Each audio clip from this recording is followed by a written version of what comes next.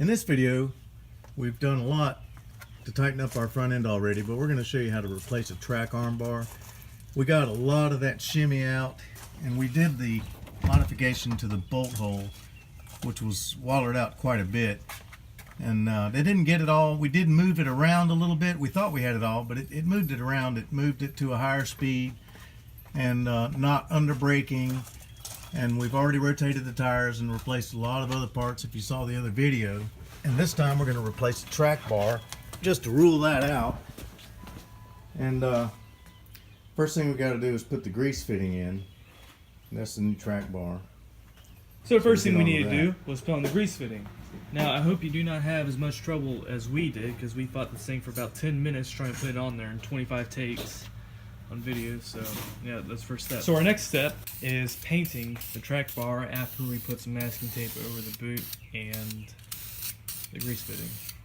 Now that we have both sides painted, I'm going to take off the masking tape and show you what to do next. Now this is the card pin and nut that you need to remove before taking off your track bar.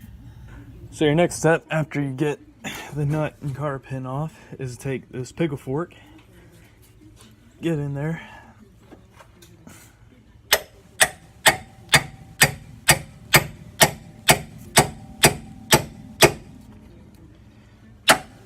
next, you put your new arm back into the same position and reverse the process. Yeah, pretty much. Sometimes you have to use a drift pin to line everything up.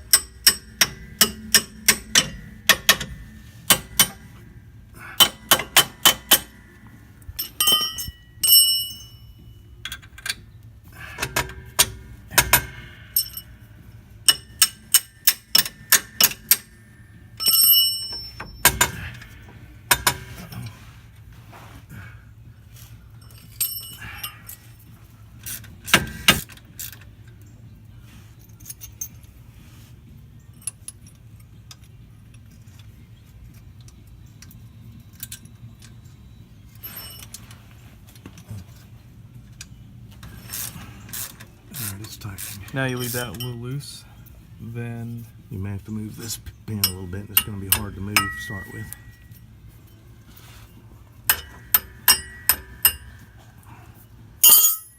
Alright.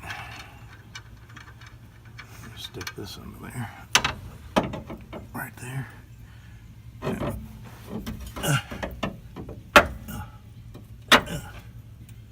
now you may need to condense it a little bit to get up there. Now, when you have the new nut and card pin in it, you don't need to put much of a bend in it, just enough to where it won't come out. To complete this, all you need to do is tighten your nut down, and we'll take it for a drive, see if it helps. Your last step is put the tire back on and drive it. So next, we're going to take it out for a drive and see if we get any shimmy or death wobble out of it. It should have solved our problem. Okay, so before at this speed, it would start to shimmy, and now we are getting none of that. This thing rides so much better now that we have a new track bar in.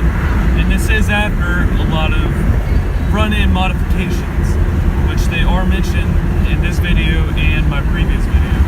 Nothing before, it would shimmy, do a little vibration, and it would turn into a death wobble after you hit a bump or anything to upset it. And now it's... And by the way, I forgot to mention, this is a Moog track bar that we just put in.